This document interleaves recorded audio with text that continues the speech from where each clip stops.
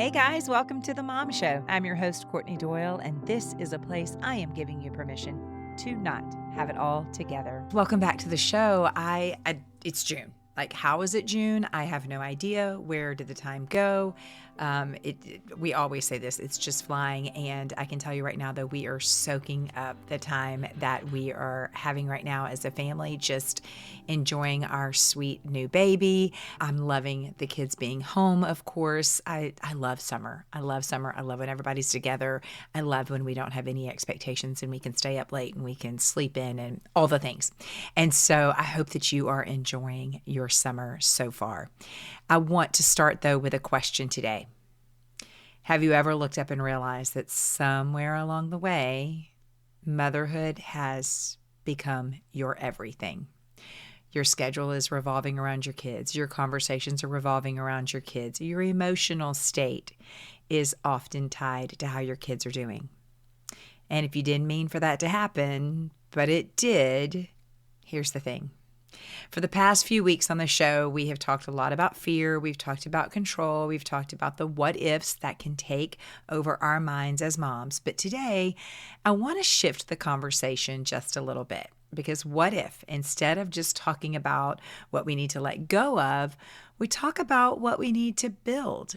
This past week, I had Pamela Hinkleman on the show, and we talked about the empty nest season. And some of you may be like, oh, I didn't listen to that because I'm not in the empty nest season. I'm not anywhere near the empty nest season. And I get that, but hang with me for just a minute. Something stayed with me that Pamela said. She said, motherhood is one role, but it's not the only role that God has for us.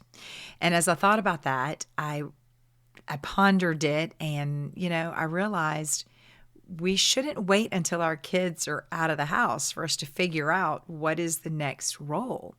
We should be building that life now. Because if our entire world is wrapped up in our kids, what happens when they don't need us the same way anymore?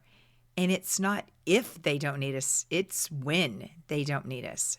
I want to say this gently, but clearly, your kids were never meant to carry the weight of being your whole world. That's not pressure that they were designed to hold. And honestly, it's not a life that you were designed to live either. You were created for more than one role. Yes, you are a mom. You will always be a mom. And it's a beautiful and it's a sacred and it's a defining role. But you are a wife, you are a friend, you are a woman, you are a daughter of God. And all of those parts matter too. And if we neglect them for years and years, we don't just feel it later. Our relationships are going to feel it as well. So I want to talk about that today, not in a heavy way like you should be doing much, but in a freeing permission kind of way. Because summer is here. Schedules have shifted, rhythms have changed, things probably feel a little less structured for you as well. And it's actually a really beautiful time to ask yourself, where have I made motherhood my only space? And where might God be inviting me to build something alongside of it? Let's start with our marriage. Your marriage doesn't just stay strong automatically. And if anything, when we are so busy with kids and so chaotic and we are like passing ships in the night, it can really take a toll on your marriage. So it's not just running automatically. The connection to maintain that relationship is important. I've shared this before, but Scott and I often take trips, just the two of us. And he used to drag me on trips whenever the kids were little because we needed that time together. No kids, no schedule, no rushing. We needed to be able to eat what we wanted to eat, walk where we wanted to walk, take our time when we wanted to take our time. It didn't have to be extravagant. It didn't have to be complicated, but it had to be intentional.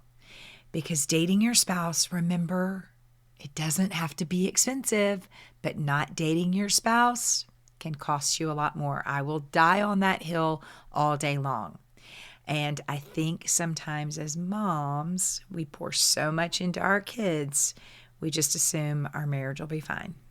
But reminder, your marriage needs nurturing too. It needs time, it needs attention, it needs laughter that is not interrupted.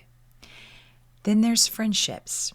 And this is the part I also want to lean into because if I'm being really honest with you, I feel like a pretty good job in the marriage side of things, but I also had a partner that was pushing for my attention and connection with me when I was pulled in so many directions with kids. He would get real selfish sometimes, and not in a bad way, but in a I need you way. Here is where I failed miserably. It was in friendship. It was in girls that were my age or, maybe a little older, a little behind me, whatever. It was in friendships. This is where I have failed. It's crazy to admit, but I took my very first girls' trip that was not connected to a ministry convention. It was not connected to a convention for Scott's work. It was my very first girls only, friendship only. We're just going to go and explore trip for the very first time last year. Last year, I am 51 years old. I have never been on a girls' trip. First one, guys. Last year, 51. And I know some of you that are listening are thinking, wait, what? I go on a girls' trip twice a year. It's the only way I can survive. I've been doing this forever. And I know friends that have been doing it. And others of you are thinking, I've never done that either.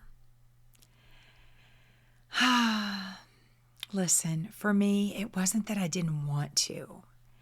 It was that I had built this belief system over time that I couldn't leave, that my family needed me, that it was not the right time. It was too much, that I shouldn't ask to spend money on myself. And to be fair, there were seasons where that was true. And there were seasons where it just wasn't realistic for me to do that. But if I'm being completely honest, there were probably plenty of seasons where it was possible.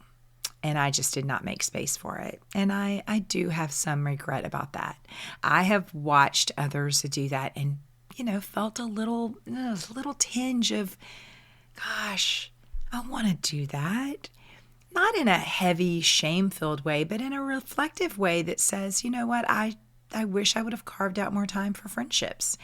I wish that I would have given myself permission to step away and just be a girl with her friends.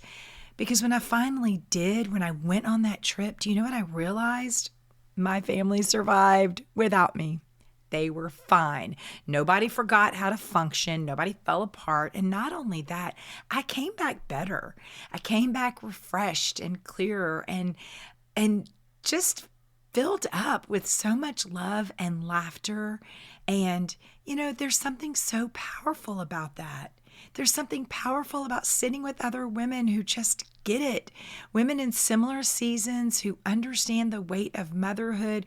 Women you can laugh with and cry with and that remind you you're not alone. I didn't realize how much I needed it until I experienced it. And so maybe you're listening today and you're thinking, well, that sounds amazing, but I don't even know where to start. And if that's you, reach out to me. Let's start small. It doesn't have to be a trip. It could be a coffee. It could be a walk. It could be a dinner.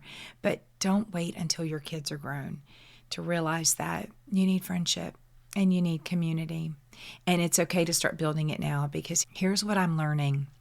It's okay to look ahead and not abandon where you are. It's okay to make time for your marriage. It doesn't mean, you love your kids less.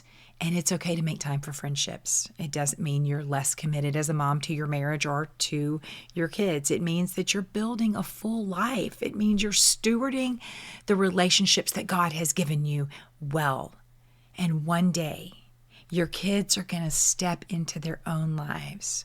They are going to have their own friends and their own families and their own rhythms and responsibilities. And I don't want you standing there wondering, who am I now? I want you to know, because you didn't lose yourself in motherhood. You grew alongside it. So as you step into summer, I want you to ask yourself this: where might God be inviting me to build something else alongside motherhood? Maybe it's in a date night, a friendship, a moment away. Not because you're abandoning your role as mom, but because you're strengthening your role as mom. And within it, you're strengthening who you are. And that is not something to feel guilty about. It's actually something to be grateful for. All right, friend, thank you for being here. If this episode has encouraged you, would you share it with another mom who needs to hear it? As always, make sure you subscribe so you don't miss the next episode that's coming up. And if you're like, I don't know where to start building that community, I get it. Reach out to me. Let's do it together. I'm up for coffees and lunches and even another girls' trip. I'm so glad you're here.